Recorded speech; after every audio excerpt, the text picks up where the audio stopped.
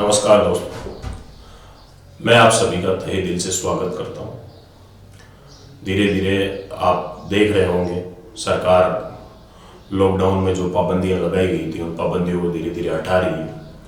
कुछ दिन और घर पर सुरक्षित रहकर इंतजार करें ताकि कोरोना वायरस की इस महामारी का प्रकोप भारत से थोड़ा दूर होने के बाद बाजार भी खुलेंगे, इंस्टीट्यूट भी खुलेंगे और आपकी तैयारी जो छूट चुकी है, जिस मजबूरी में आप घर जाकर बैठे हो, शायद उसका भी जल्द ही कुछ न कुछ समाधान हो जाएगा।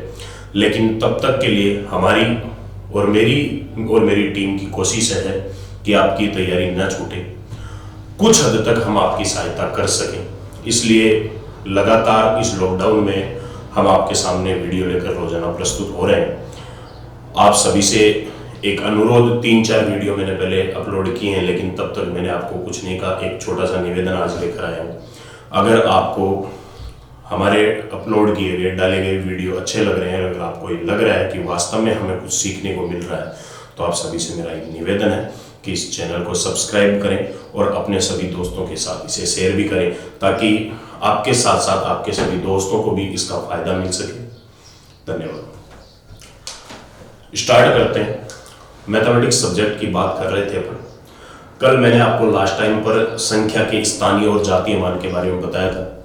पूरा विस्तृत रूप से आपको समझा दिया गया। इसके बाद मेरे हिसाब से स्थानीय और जातीय मान से संबंधित आपके सामने कोई समस्या नहीं आनी चाहिए।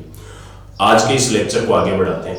कल जो मैंने आपको संख्या के बारे में बताया था, उस पर 2-4 क्वेश्चन भी मैं आपको लास्ट टाइम पर लिखवाऊंगा, ताकि वो क्वेश्चन उनसे हटके है लेकिन संबंधित उसी पॉइंट से। आपको लास्ट टाइम पर मैं 4-5-7 क्वेश्चन दूंगा, उनको आप सोल्व करने की कोशिश करें। आशा करता हूं आप सभी उनको आराम से हल कर पाओगे। नहीं भी होंगे तो नेक्स्ट क्लास में मैं उन सभी को सोल्व कराऊंगा। घर बैठे बैठे केवल पढ़ाई से मतलब नहीं है। आप क्लास ले रहे हो, क्लास लेने से मतलब नहीं होता। क्लास के साथ साथ आपको यह भी पता चलना चाहिए कि हम जो पढ़ रहे हैं वास्तव में हमारे समझ में आ रहा है या नहीं आ रहा है, या जो मैटर हमें करवाया गया है वहां तक बनने वाले कंपटीशन लेवल के जो क्वेश्चन है उन क्वेश्चनों को अपन अटेम्प्ट कर पा रहे हैं या नहीं कर पा रहे हैं। आज अपन बात करते हैं, ये आज की जो क्लास है वो गणित की बेसिक की लास्ट क्लास है। इसके बाद में आपका नंबर सिस्टम टॉपिक स्टार्ट हो जाएगा। लास्ट पॉइंट अपना ये है कि कोई भी संख्या जो है उस संख्या में जब अपन परिवर्तन करते हैं, या तो उसके मान में वृद्धि करें या उसके मान में कमी करते हैं, तो उन गणितीय इकाइयों के मान में परिवर्तन करने को अपन एक संकेत से प्रदर्शित करते हैं और उन संकेतों को अपन गणितीय भाषा में चिन्ह कहते हैं। आज की क्लास में मैं आपको चिन्ह के बारे में बताने वाला हूं। चिन्ह होते क्या है, कितने प्रकार के होते हैं, कौन कौन से होते हैं, उन चिन्हों के नाम क्या है, उनके पूरक नाम क्या है, कंपटीशन में उनके लेवल के क्वेश्चन कौन कौन से बनते हैं। आज का लेक्चर ये है। देखिए, शब्द लिखा है मैंने यहां चिन्ह। यहां पर भी बहुत बड़ी समस्या है। अपने वास्तव में जो चिन्ह नहीं होते हैं उनको भी चिन्ह मानकर चलते हैं। बेसिक लैंग्वेज में या नॉर्मली अपने को अगर कोई पूछता है कि चिन्ह कितने होते हैं, तो अपन सीधे सीधे बताते हैं प्लस माइनस गुणा भाग, जोड़ बाकी गुणा भाग चिन्ह होते हैं। जबकि ये बात सरासर गलत है। ये उनके संकेत या प्रतीक होते हैं। चिन्ह होता क्या है पहले इसको समझते हैं, उसके बाद में बात करते हैं चिन्ह कितने प्रकार के होते हैं। किसी भी गणितीय इकाई में परिवर्तन को ही चिन्ह कहा जाता है। कोई भी गणितीय इकाई, उसमें जो परिवर्तन हो रहा है उस परिवर्तन को ही अपन चिन्ह से संबोधित करते हैं। परिवर्तन का मतलब क्या है इसको मैं एक्सप्लेन करता हूं, उसके बाद में चिन्हों पर अपन चलते हैं। मान लीजिए, सपोज करें मैं यहां खड़ा हूं, आप मुझे एक गणितीय इकाई महसूस करके चलें कि मैं गणित की कोई ना कोई संख्या या अंक हूं। अगर मेरे में कोई ना कोई परिवर्तन किया जाता है, मान लीजिए मेरी मूल अवस्था में मेरे में कुछ परिवर्तन होता है, मैं यहां से विस्थापित होकर थोड़ा सा इधर चला, तो मेरा मूल मान ये था। इसके बाद मेरे में ये जो परिवर्तन हुआ है, इस परिवर्तन की जो दिशा है, इस दिशा को ही चिन्ह के नाम से जाना जाता है। और हमेशा याद रखिए, किसी भी गणितीय इकाई में परिवर्तन की मूल दिशा को सदैव धनात्मक चिन्ह द्वारा प्रदर्शित किया जाता है। वापस बोल रहा हूं, किसी भी गणितीय इकाई के परिवर्तन की मूल दिशा को सदैव धनात्मक चिन्ह द्वारा व्यक्त किया जाता है। परिवर्तन की दिशा को चिन्ह कहते हैं और किसी भी गणितीय इकाई के परिवर्तन की मूल दिशा को धनात्मक चिन्ह द्वारा व्यक्त किया जाता है। इसके बाद मान लीजिए मूल अवस्था से मैं यहां गया, मेरे में विस्थापन हुआ, ये मेरी धनात्मक दिशा हुई, ये मेरा धनात्मक चिन्ह है। इसके विपरीत जो अवस्था है, मान लीजिए कि अगर मेरे में परिवर्तन इस दिशा में न होकर उस दिशा में होता, तो फिर ये चिन्ह धनात्मक न होकर इसका पूरक चिन्ह ऋणात्मक कहलाता। वापस बता, ये मेरी मूल अवस्था है, यहां से मैं इस दिशा में विस्थापित हुआ, तो ये मेरी मूल दिशा है जिसे गणित में धनात्मक चिन्ह द्वारा प्रदर्शित किया जाता है। और अगर मान लीजिए मेरे में विस्थापन इस दिशा में न होकर इस दिशा में होता, तो फिर ये वाली दिशा धनात्मक चिन्ह को संबोधित न करके ऋणात्मक चिन्ह को संबोधित करती। केवल दो ही अवस्थाएं हैं, परिवर्तन की मूल दिशा धनात्मक और उसकी विपरीत जो स्थिति है वो ऋणात्मक। अब आप इसको समझने की कोशिश करें बस। मान लीजिए मेरी मूल अवस्था ये है, अब मेरा विस्थापन उस दिशा में नहीं होकर इस दिशा में हो जाए। पहले वाली स्थिति में अपन ने इस दिशा को ऋणात्मक चिन्ह से संबोधित किया था, लेकिन अब स्थिति बदल गई है। मैं कह रहा हूं मेरी मूल अवस्था ये है और मेरे में अब जो परिवर्तन हुआ है वो इस दिशा में हुआ है। जिस परिवर्तन जिस दिशा में हुआ है वो मूल दिशा सदैव धनात्मक चिन्ह को व्यक्त करेगी। मतलब अब ये धनात्मक है और वो ऋणात्मक है। कुल मिलाकर इसका संक्षिप्त में सीधा सीधा निष्कर्ष यही निकलकर चलता है कि परिवर्तन केवल एक ही दिशा में किया जा सकता है, जिसे अपन धनात्मक चिन्ह से संबोधित करते हैं। ऋणात्मक सिर्फ और सिर्फ उसकी एक विपरीत स्थिति में कल्पना होती है। सिर्फ और सिर्फ अपन ये इमेजिन कर सकते हैं कि अगर ऐसा न होता तो ये होता। मतलब देखा जाए तो ऋणात्मक जो चिन्ह है उस ऋणात्मक चिन्ह का गणितीय हिसाब से कोई अस्तित्व नहीं है। वास्तविकता में केवल धनात्मक चिन्ह ही मूल दिशा है। परिवर्तन की दिशा धनात्मक ही है, उसकी विपरीत अवस्था को अपन ऋणात्मक मानकर चलते हैं। इस आधार पर परिवर्तन के आधार पर चिन्ह दो प्रकार के होते हैं, एक धनात्मक और दूसरा ऋणात्मक। लेकिन यहां पर एक सोचने वाला तथ्य यह भी है, मैंने अभी परिवर्तन की बात की कि मान लीजिए मैं यहां हूं, मेरे में परिवर्तन अगर इस दिशा में हुआ तो ये धनात्मक और ये ऋणात्मक, और अगर मान लीजिए मैं यहां हूं और मेरे में परिवर्तन इस दिशा में हुआ तो ये धनात्मक और ये ऋणात्मक। लेकिन आप सपोज कीजिए कि अगर कोई ऐसी गणितीय इकाई हो जिसमें परिवर्तन हो ही ना, मान लीजिए मेरी मूल अवस्था ये यहां है, ना मैं इधर जाऊं ना मैं इधर जाऊं, जहां हूं वहीं का वहीं रह जाऊं, मेरी मूल अवस्था में कोई परिवर्तन न हो, तो इस स्थिति में संबोधित किया जाने वाला या प्रदर्शित किया जाने वाला चिन्ह ना धनात्मक होगा और ना ऋणात्मक होगा। अगर कोई परिवर्तन नहीं किया गया है तो ये उदासीन इकाई कहलाती है, और उदासीन इकाई संपूर्ण गणितीय इतिहास में केवल एक ही है, वो है शून्य।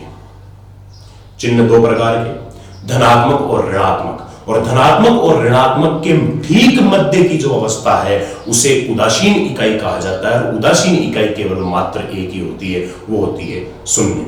इसीलिए ये उदासीन इकाई होने के कारण ही इसे सबसे दुर्लभ इकाई माना गया है, और इस दुर्लभ इकाई की खोज करने वाला दार्शनिक या महान विद्वान व्यक्ति आर्यभट्ट थे। इसलिए आर्यभट्ट को गणित के जनक की उपाधि दी गई थी। शून्य के बारे में कहा जाता है कि शून्य न धनात्मक है न ऋणात्मक है। शून्य एक उदासीन इकाई होती है। इसके बाद में कहा जाता है शून्य ना भाज्य है ना अभाज्य है। शून्य के बारे में एक पॉइंट और भी कहा जाता है, शून्य का, जो मैं पहले बता चुका हूं आपको, शून्य का स्वतंत्र अवस्था में कोई अस्तित्व नहीं है। शून्य का स्वतंत्र अवस्था में कोई अस्तित्व नहीं है, इसीलिए सबसे छोटा अंक शून्य न होकर एक कहलाता है। यहां से अपने सामने दो स्थितियां निकल कर आई।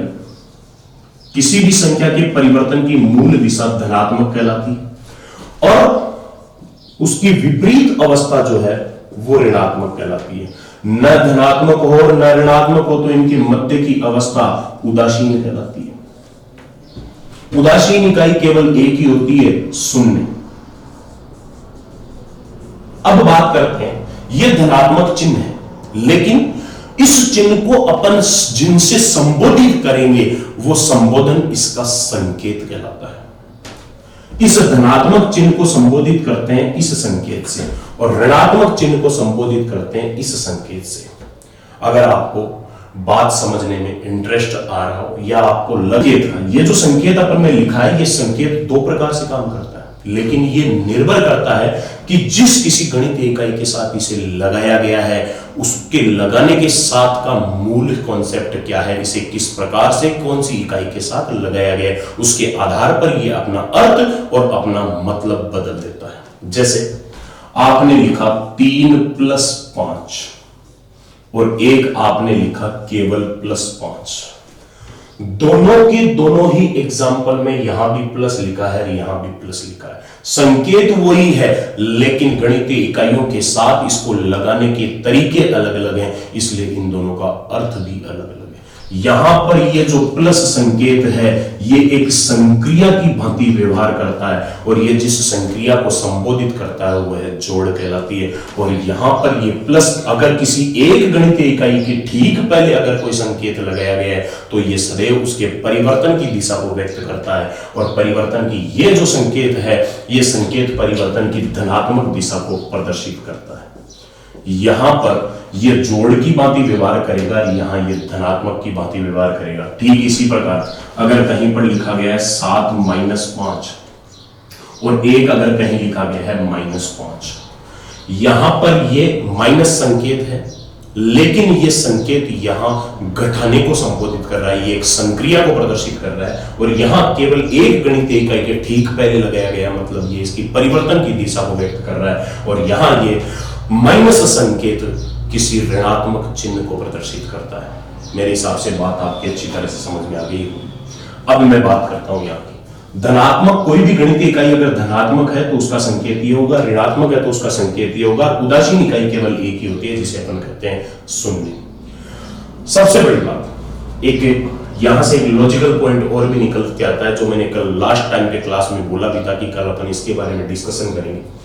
मान लीजिए अगर कहीं लिखा गया है +6, आप अच्छी तरह से समझते हो कि 6 के साथ में धनात्मक चिन्ह लगाया गया, इसका मतलब यह संख्या जो है यह धनात्मक है, इसका मूल दिशा में परिवर्तन किया गया। यहां पर लिख दिया गया -6। बात दोनों ही उदाहरणों में स्पष्ट है, यह धनात्मक चिन्ह को संबोधित कर रही है, यह ऋणात्मक चिन्ह को संबोधित कर रही है क्योंकि इन दोनों के साथ इनका मूल चिन्ह साफ साफ इंगित किया गया है। लेकिन आपने लगभग देखा होगा किसी भी संख्या के साथ चिन्ह अगर माइनस होता है तो माइनस को तो दिखाया जाता है, लेकिन संख्या के साथ अगर चिन्ह प्लस होता है तो प्लस को दिखाते ही नहीं है। अगर मान लीजिए कहीं पर डायरेक्ट केवल 6 ही लिखा हुआ है, इसके साथ इसकी परिवर्तन की दिशा को प्रदर्शित नहीं किया गया है, तो आप सब अच्छी तरह से जानते हो, इतने साल आप पढ़े हुए हो, आप सब जानते हो किसी संख्या के साथ कोई भी चिन्ह न लगाए तो उसे सदैव धनात्मक ही माना जाता है। यह मेरे द्वारा बताए गए इस पॉइंट का सबसे बड़ा प्रमाण है। मैंने आपको कहा था किसी भी गणितीय इकाई की मूल दिशा सदैव धनात्मक होती है, चाहे परिवर्तन इधर हो चाहे इधर हो, किसी भी दिशा में जो परिवर्तन किया गया है वो सदैव धनात्मक कहलाता है। ऋणात्मक सिर्फ उसकी एक काल्पनिक दिशा होती है, सिर्फ उसकी एक पूरक अवस्था होती है। जैसे यहां पर माइनस लगाया हुआ है, ऋणात्मक मान लिया, प्लस लगाया हुआ है, धनात्मक मान लिया, लेकिन कुछ भी नहीं लिखा तो इसकी मूल दिशा में परिवर्तन माना जाएगा। मतलब अगर किसी गणितीय इकाई के साथ कोई भी चिन्ह प्रस्तुत नहीं किया गया है तो उसे सदैव धनात्मक ही माना जाता है। मेरे हिसाब से बात आपके आराम से क्लियर हो गई। अब अपन बात करते हैं यहां चिन्ह केवल दो ही प्रकार के होते हैं। अगर आपको ये पूछे कि चिन्ह कितने होते हैं तो चिन्ह केवल दो ही होते हैं। उदासीन उनके बीच की अवस्था होती है, बाकी चिन्ह दो होते हैं, एक धनात्मक और एक ऋणात्मक। इनके मध्य की ठीक मध्य की जो अवस्था है वो उदासीन होती है, ना वो धनात्मक होती है ना ऋणात्मक होती है, क्योंकि उसमें कोई भी प्रकार का परिवर्तन नहीं होता। और संपूर्ण गणितीय इतिहास में उदासीन इकाई केवल एक ही होती है, वो है शून्य। अब देखिए साहब, यहां पर चिन्ह मैंने लिखा है धनात्मक। इस धनात्मक चिन्ह को धनेत्र, देखिए बात को समझने की कोशिश करना, एक लिखा मैंने धनात्मक और दूसरा लिखा मैंने धनेत्र। यहां लिखा मैंने ऋणात्मक और यहां लिख रहा हूं मैं ऋणेत्र। यहां लिखा मैंने शून्य और यहां लिख रहा हूं मैं शून्येतर। ये सबसे इंपॉर्टेंट चीज है क्योंकि ये तो अपन हमेशा सुनते हैं। धनात्मक, ऋणात्मक, उदासीन गणित जब तक पढ़ते हैं, गणित की जहां से शुरुआत होती है वहीं से ये बातें अपने सामने आने लग जाती है। ये तो फिर भी बहुत कम आता है सब, लेकिन धनात्मक और ऋणात्मक तो हर एक एग्जाम्पल में एक आधी बार काम आता है। और किसी भी गणितीय इकाई को प्रदर्शित करने से पहले उसका चिन्ह तो लगना सबसे ज्यादा जरूरी है। चिन्ह के बिना तो उसका अस्तित्व ही नहीं। इसलिए इनको तो अपन हमेशा पढ़ते हैं। लेकिन ये कुछ एक नई अवस्थाएं हैं, मतलब ये भी इन चिन्हों के नाम हैं, लेकिन इनमें अंतर क्या है। मान लीजिए सपोज करें आपको अगर मैं ये चिन्ह न बताऊं तो आपके लिए धनात्मक और धनेत्र दोनों बातें एक ही होगी। आप यही मानोगे कि जो धनात्मक चिन्ह है उस धनात्मक का दूसरा नाम धनेत्र होगा, आप यही मान के चलते हैं, लेकिन वास्तविकता में इन दोनों में रात और दिन का अंतर है। धनात्मक किसी भी गणितीय इकाई के परिवर्तन की मूल दिशा होती है, यह धनात्मक चिन्ह, इसको धनात्मक चिन्ह कहते हैं। धनेत्र क्या होता है और धनात्मक क्या है? धनेत्र वो है, सुनना अच्छी तरह से, धनेत्र वो है जो धनात्मक नहीं है। धनात्मक को छोड़कर जितने भी चिन्ह होते हैं वो सारे के सारे धनेत्र कहलाते हैं। धनात्मक को छोड़कर अगर इसको छोड़ दें तो इसके अलावा दो ही चिन्हों की अवस्था बचती है, या तो शून्य और या माइनस। प्लस संकेत को कहा जाएगा धनात्मक है, शून्य या माइनस संकेत को, शून्य को आप उदासीन कहते हो, उदासीन के साथ साथ इसको धनेत्र भी कह सकते हो, क्योंकि धनेत्र वो है जो धनात्मक नहीं है।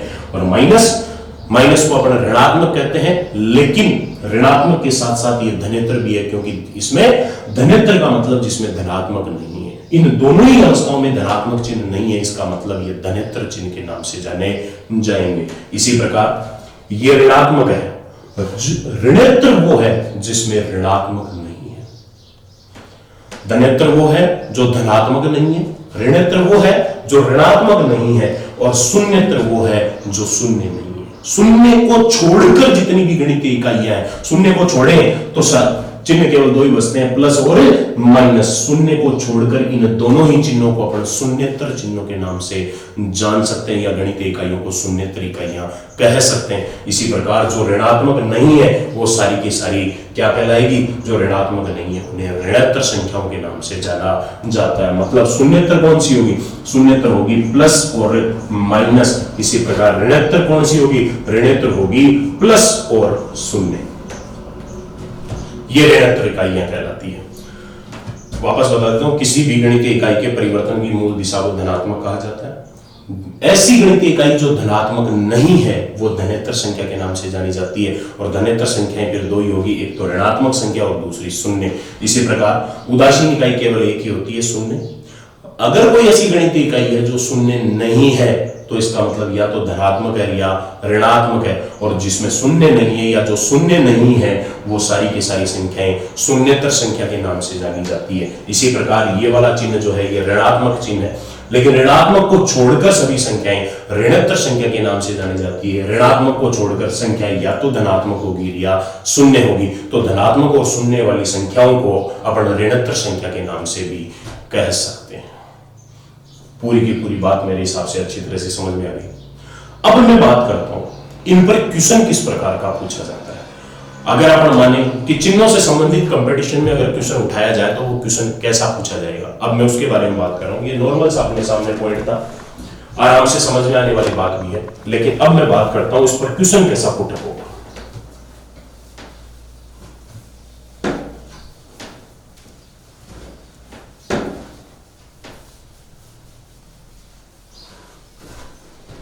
चार पांच क्वेश्चनों की अपन बात करते हैं वन बाय वन। सबसे पहला एग्जांपल मैंने लिख दिया, जैसे मैंने लिख दिया +8। इसके बारे में अगला ये पूछ ले कि +8 क्या है।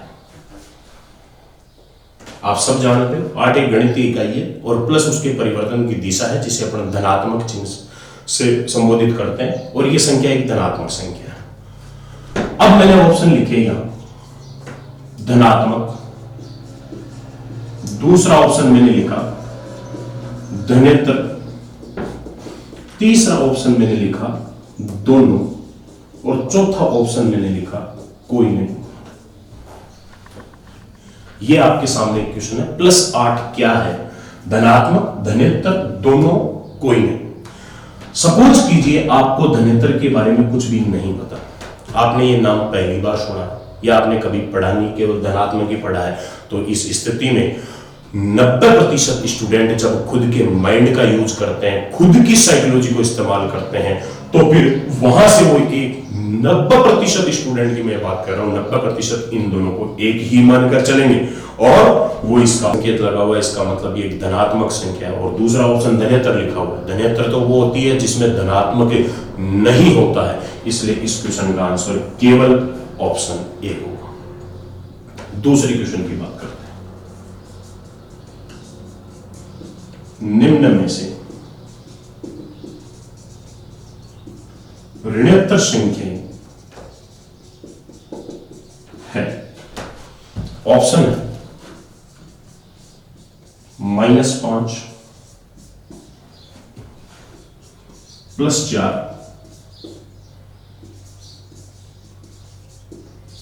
डी, बी व सी दोनों। मान लीजिए अगर कोई एग्जाम बैंकिंग या एसएससी से संबंधित है, बाकी सभी में ऑप्शन केवल 4 ही आते हैं, लेकिन बैंकिंग एसएससी की कई एग्जाम्स में ऑप्शन 5 आते हैं और अगर 5वां ऑप्शन लिखा गया हो उपरोक्त तीनों,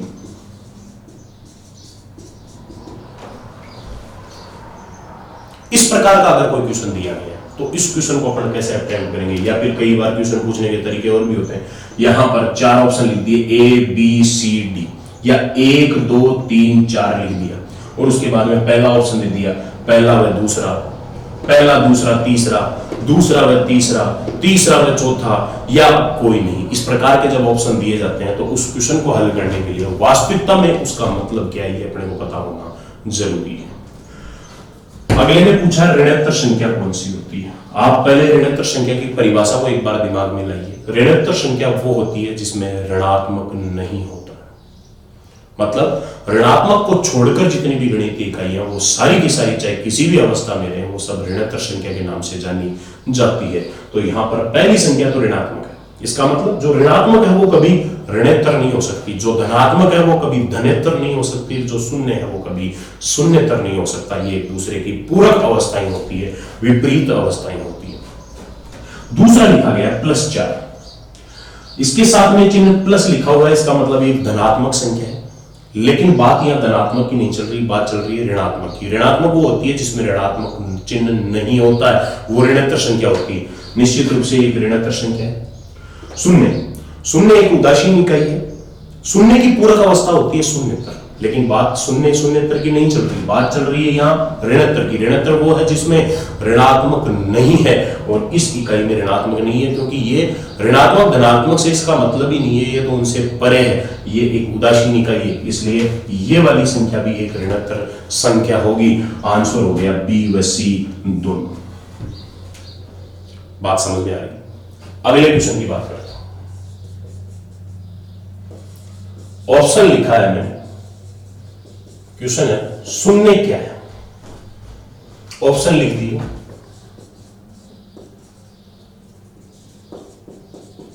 ऋणात्मक,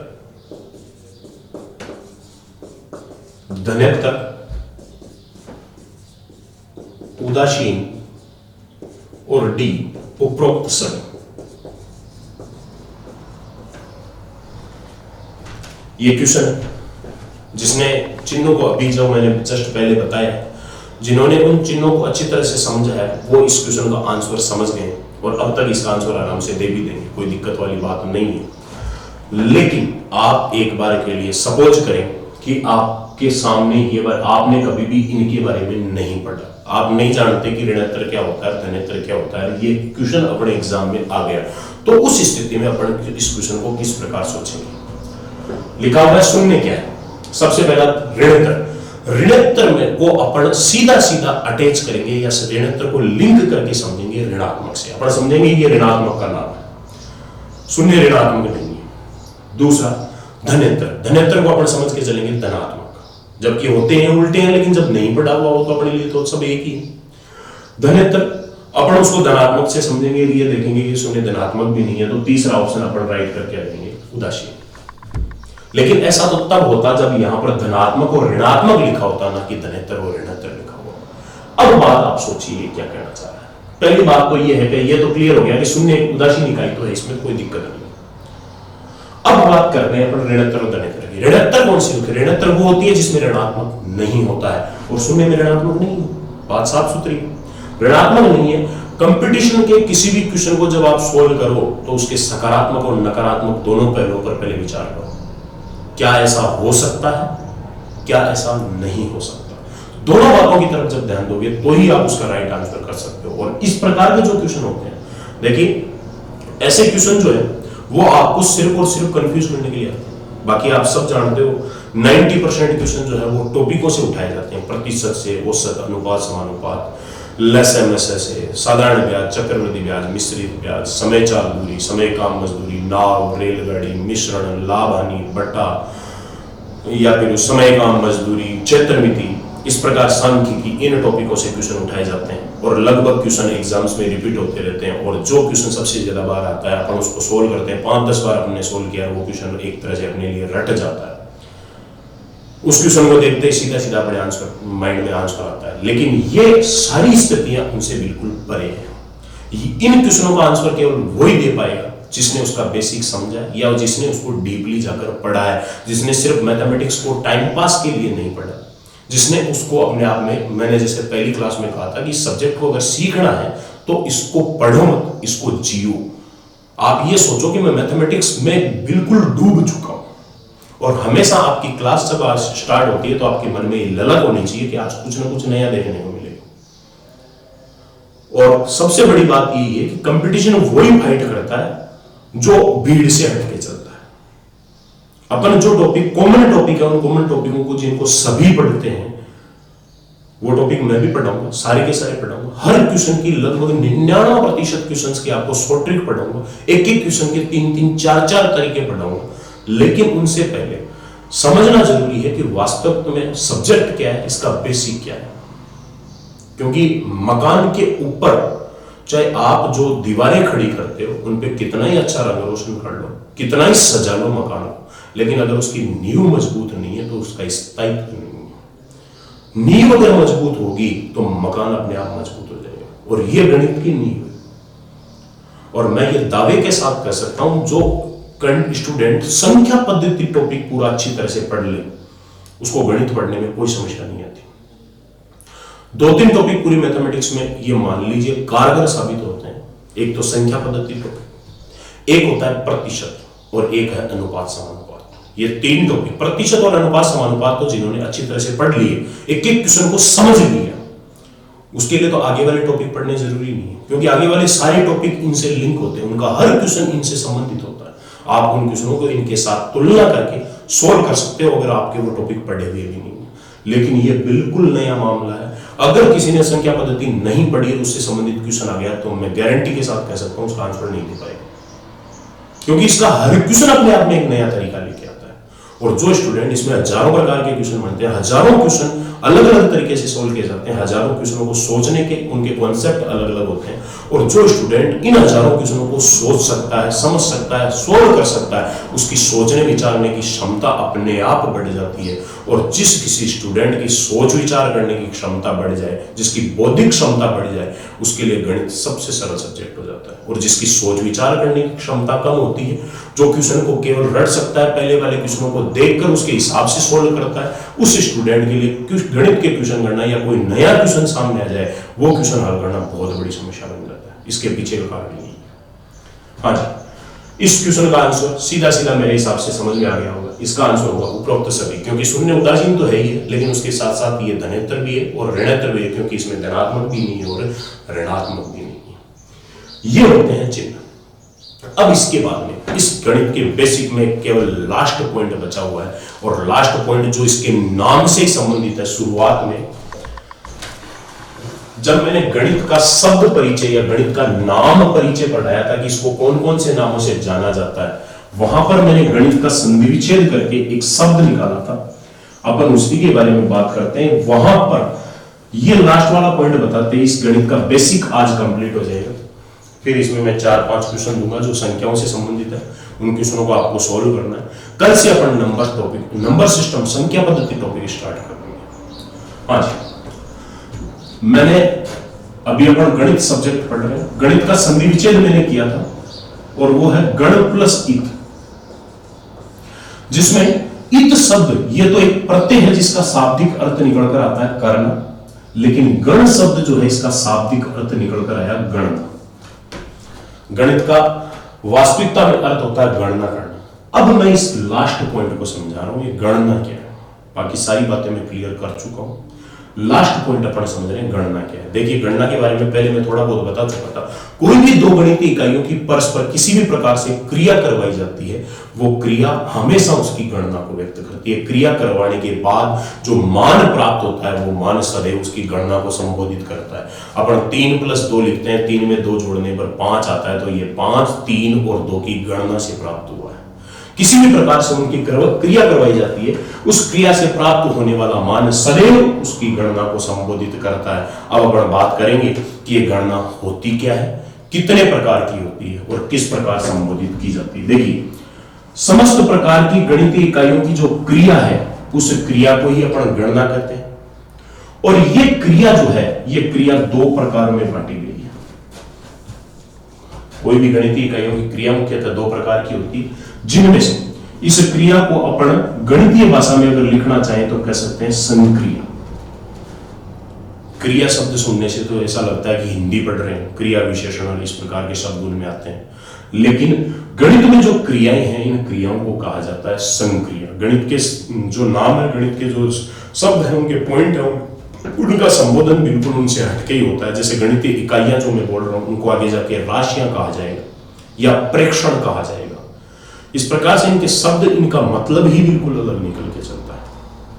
हाँ जी, ये संक्रिया मुख्यतः 2 प्रकार की होती है। एक तो होती है बीजगणितीय संक्रिया,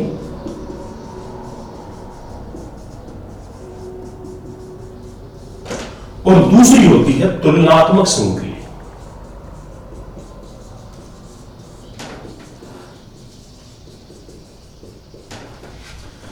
बीजगणितीय संक्रिया में सबसे पहला नाम लिखा हुआ है बीजगणित। आप नाम सुनते ही, जो पहली क्लास मैंने बताई थी उस क्लास को याद कीजिए। मैंने कहा था कि गणित का शुरुआत बीजगणित से हुई है, मतलब गणित तभी प्रारंभ हो सकती है जब बीजगणित आए। और यहां पर संक्रिया की बात की जा रही है तो संक्रिया में भी शब्द आ रहा है बीजगणितीय संक्रिया। देखो बीजगणितीय संक्रिया अलग चीज है और बीजगणित अलग चीज है। बीजगणित तो एक विषय है, एक सब्जेक्ट है जो चर और अचर राशियों पर आधारित होता है, लेकिन यहां बात हो रही है बीजगणितीय संक्रियाओं की। और बीजगणितीय संक्रिया गणित में 4 होती है, जिनको अपन रात दिन काम में लेते हैं। पूरी गणित उन्हीं संक्रियाओं पर टिकी हुई होती है। उन संक्रियाओं को अपन कहते हैं जोड़, बाकी, गुणा और भाग। ये चारों जो संक्रिया है, इन चारों संक्रियाओं को बीजगणितीय संक्रिया के नाम से जाना जाता है। इनके संकेत प्लस, माइनस, गुणा, भाग, ये इनके संकेत होते हैं। एक बार के लिए मैं इनके पर्यायवाची या समानार्थी शब्द बोलकर बता रहा हूं, सुन लें, ताकि कभी एग्जाम में मान लो कि कहीं पर प्लस संकेत को जोड़ नहीं लिखकर इसके स्थान पर इसको और किसी शब्द से संबोधित किया गया हो, तो आप समझ जाओ कि इसको और कौन कौन से नामों से जाना जा सकता है। देखिए प्लस संकेत अगर कोई भी 2 गणितीय इकाइयों के बीच में लगाया गया, अगर केवल एक ही गणितीय इकाई, एक ही संख्या के पीछे प्लस संकेत हो, तब तो वो चिन्ह की भांति व्यवहार करता है। लेकिन 2 गणितीय इकाइयों के बीच में अगर प्लस लिखा हुआ है तो ये जोड़ की भांति व्यवहार करता है। इस जोड़ को योग भी कहते हैं, योगात्मक भी कहते हैं, योज्य भी कहते हैं और सम्मिलन भी कहा जाता है, यूनियन। ये इनके पर्यायवाची है। इसी प्रकार बाकी को गठाना, गठाव, अंतर या व्यवकलन के नाम से जाना जाता है। गुणा को गुणा, गुणन, गुणे, गुणात्मक के नाम से जाना जाता है। भाग को भाग, विभाजन, विभाज्य, विभाज्यता, इस पर या विभक्त, इन सारे के सारे नामों से संबोधित किया जाता है। ये इनके बारे में तो अपने को विस्तृत पढ़ना ही पढ़ना है, लेकिन एक बार के लिए इधर ध्यान दिया, लिखा गया तुलनात्मक संक्रिया। नाम से ही बात स्पष्ट है, इनमें कोई भी गणितीय इकाइयों की आपस में संक्रिया या उनकी क्रिया नहीं, उनकी तुलना करवाई जाती है। और इस तुलना के आधार पर या तुलना करने वाली जितनी भी संक्रियाएं हैं, इन सभी संक्रियाओं को तुलनात्मक संक्रिया के नाम से जाना जाता है। और जहां शब्द तुलना आ जाता है, बात अपने आप समझ जाओगे आप। इस प्रकार के चिन्ह इसमें आते हैं, संकेत आ रहे हैं, इसको अपन बोलते हैं, अगर कहीं पर ये लिखा गया इसका मतलब क्या है, इसका मतलब है, इंग्लिश में इसको बोलते हैं ए ग्रेटर देन बी, या हिंदी में बोलते हैं ए बड़ा है बी से। आप सीधा सीधा ये देखें, इस संकेत का जिस तरफ मुंह खुला हुआ है जिस तरफ इसका मुंह बड़ा है वो संख्या हमेशा बड़े मान को संबोधित करेगी। इसका मतलब होगा बड़ा, इसका मतलब होगा छोटा। अब देखिए ए ग्रेटर देन बी और ये है ए लेस देन बी। इसमें ए बड़ा है, इसमें बी बड़ा है, लेकिन इसके साथ साथ दो संकेत आपने और भी देखे होंगे। इस प्रकार का संकेत लिखा हुआ है, इसको समझने की कोशिश करें। अगर ये नहीं लिखा होता तो ये होता ए ग्रेटर देन बी या ए बी से बड़ा है, लेकिन अब इसमें दो प्रकार के संकेत आ रहे हैं। इसका मतलब है एक तो ये और एक है ये, मतलब ए बड़ा है बी से और दूसरा ए बराबर है बी के।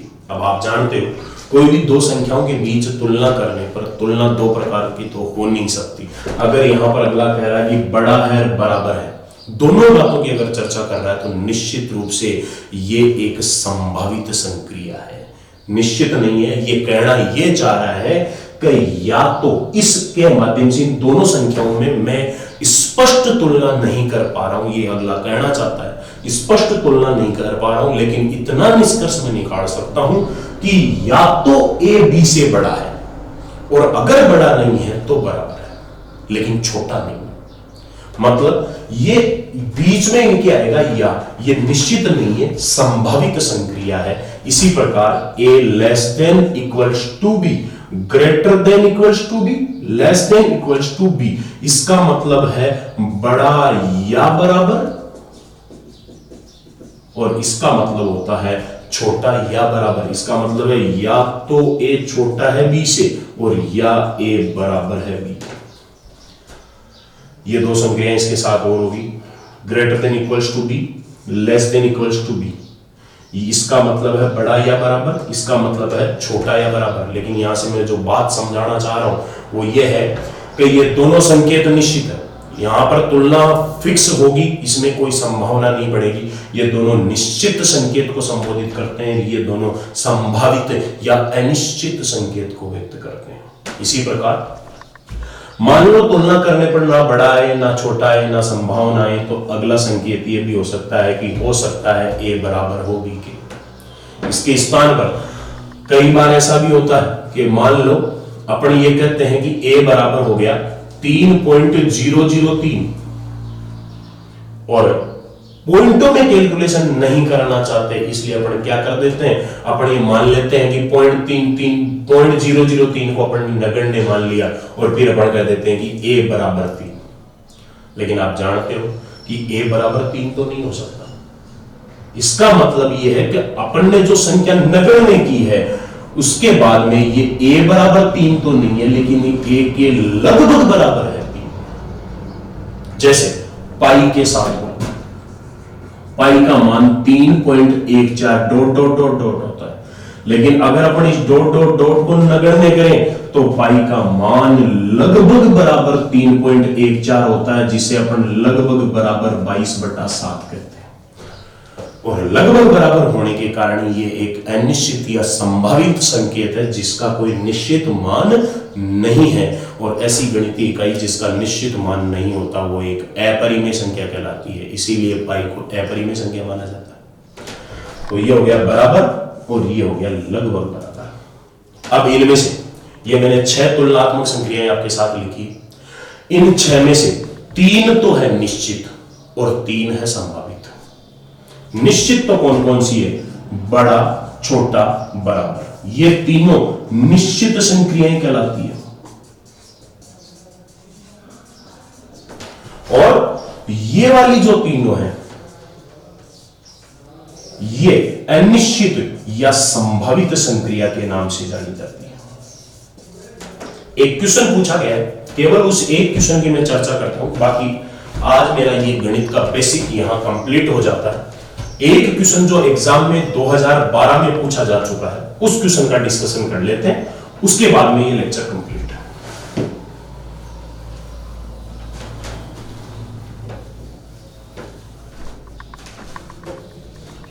क्वेश्चन ये था, निम्न में से कौन सा तुलना का अनिर्धारित रूप है। निम्न में से कौन सा तुलना का अनिर्धारित रूप है? और संकेत यहां लिखी गए थे, ग्रेटर देन, बराबर, इक्वल्स टू और डी। कोई नहीं। ये क्वेश्चन 2012 में पूछा जा चुका है, रेलवे की किसी एग्जाम में पूछा हुआ सवाल है। निम्न में से कौन सा तुलना का एक अनिर्धारित रूप है? अनिर्धारित का मतलब निर्धारित नहीं है, मतलब निश्चित नहीं है। और इनमें से निश्चित जो नहीं है वो संकेत ये वाला तो निश्चित है। इसमें तो स्पष्ट है कि ए बड़ा है बी से, इसमें स्पष्ट है दोनों बराबर है, लेकिन इसमें स्पष्ट नहीं है। इसका मतलब या तो छोटा है और या बराबर है। इसलिए अनिर्धारित या संभावित या काल्पनिक रूप ये है। इस क्वेश्चन का आंसर होगा सी। आशा करता हूं आपके ये बेसिक बहुत अच्छी तरह से समझ में आ गया होगा। आगे से मेरे हिसाब से दिक्कत नहीं आनी चाहिए कि गणित या गणित के बारे में आपको पूछा जाए और आप उसका आंसर न दे सके। फिर भी मैं आपसे एक छोटा सा निवेदन या आपके लिए एडवाइस और कह रहा हूं, पूरी की पूरी गणित में कहीं से कोई भी क्वेश्चन आपको नहीं आए, आप बेझिझक होकर पूछ सकते हैं। या तो इसी में नीचे कमेंट में क्वेश्चन लिखकर भेज सकते हैं, या फिर मेरे नंबर पर आप व्हाट्सएप कर सकते हैं। मैं आपके प्रत्येक क्वेश्चन का आंसर देने के लिए वचनबद्ध हूं, क्योंकि बात सीधी सीधी है। अगर मैं किसी क्वेश्चन का आंसर ही नहीं दे सकता तो ये मारकर उठाने का और सरस्वती मां के इस पवित्र मंच पर खड़ा होने का मुझे कोई अधिकार नहीं है। अगर मुझे खुद को गणित आती है तो ही मैं आपको सिखा सकता हूं। मुझे खुद को ही नहीं आता तो मैं आपको क्या सिखा दूंगा? आपके हर एक क्वेश्चन का आंसर देना मेरा फर्ज है। हर क्वेश्चन का मैं आंसर दूंगा। आप मेरी किसी भी प्रकार की परीक्षा ले सकते हैं, कसौटी से उतार सकते हैं। अगर आपको लगे कि वास्तव में क्वालिटी है, वास्तव में आपको लगे कि हाँ गणित सब्जेक्ट का इनको नॉलेज है, तो मेरे साथ जुड़िए, इस चैनल को सब्सक्राइब कीजिए या अपने दोस्तों के साथ इसे शेयर कीजिए। शुरुआत में मैंने क्लास में 3-4 क्वेश्चनों की बात की थी कि मैं लास्ट टाइम पर आपको 3-4 क्वेश्चन जो संख्या से संबंधित है, बेसिक से संबंधित है, केवल और केवल साइकोलॉजिकल क्वेश्चन आपको सोच विचार करके आंसर देना है, उन क्वेश्चनों को लिखवाने की बात की थी। मैं उन क्वेश्चनों को लिखवाता हूं, आप उन्हें हल करने की कोशिश करें। वैसे थोड़ा बहुत माइंड का यूज करोगे, थोड़ा सा सोचोगे तो क्वेश्चनों का आंसर आपको मिल जाएगा। लेकिन फिर भी कोई दिक्कत नहीं है, अगर आंसर नहीं भी आए तो मैं बता दूंगा।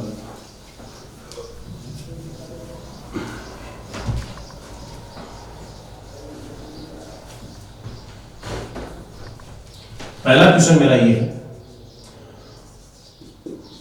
2 अंकों की एक संख्या जिसका इकाई अंक x तथा दहाई अंक y है, तो निम्न में से वह संख्या क्या होगी? यह मेरा पहला सवाल है। ऑप्शन है yx, दूसरा है xy, तीसरा है 10x प्लस y और चौथा ऑप्शन है 10y प्लस x। यह मेरा पहला सवाल है। दूसरा सवाल है, 2 अंकों की एक संख्या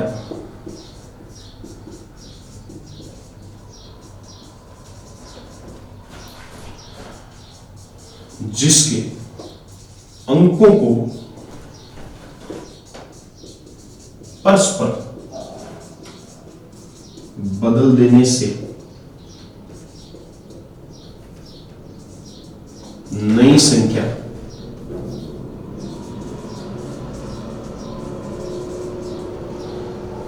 में 18 की वृद्धि हो जाती है।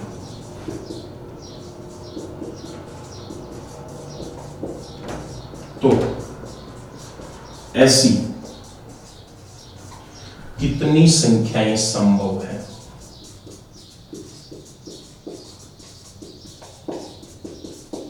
ये साइकोलॉजिकल क्वेश्चन है, मनोवैज्ञानिक क्वेश्चन है, सोच विचार कर आंसर देना है, इसलिए मैं इसके ऑप्शन नहीं दे रहा हूं।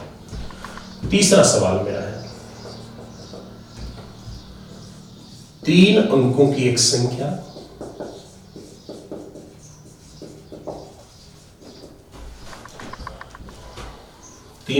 संख्या जिसका मध्य अंक शेष दोनों अंकों का मध्य है तथा संख्या के अंकों को पलटने से 198 की वृद्धि हो जाती है, तो निम्न में से वह संख्या कौन सी होगी? ये मेरा क्वेश्चन है। ऑप्शन दे देता हूं। पहला ऑप्शन है 235, दूसरा ऑप्शन है 123, तीसरा ऑप्शन है मेरा 678, चौथा ऑप्शन है मेरा 567, छठा ऑप्शन है पांचवा ऑप्शन है 345। ये 5 ऑप्शन मैंने लिखे, इन पांचों में से आपको आंसर देना है कि इस शर्त को संतुष्ट करने वाले संख्याएं कौन कौन सी है। आंसर है, पहला ऑप्शन इसका है ए व बी, दूसरा ऑप्शन है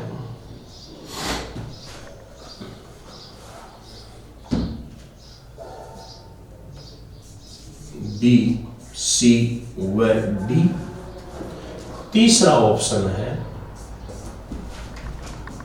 बी सी डी व ई, और चौथा ऑप्शन है उपरोक्त सभी।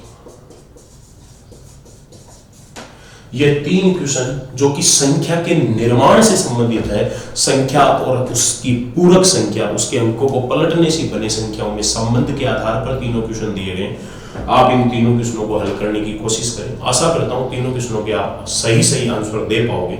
नहीं भी दे पाओ तो कोई दिक्कत नहीं है। माइंड का विकास धीरे धीरे होता है, एकाएक होना कोई जरूरी नहीं है। माँ के पेट से बच्चा निकलते ही इंटेलिजेंट नहीं होता, दुनिया के तौर तरीकों से सीख कर अपने आप बुद्धिमान बन जाता है। इसी के साथ आज का लेक्चर मैं कंप्लीट करता हूँ। धन्यवाद।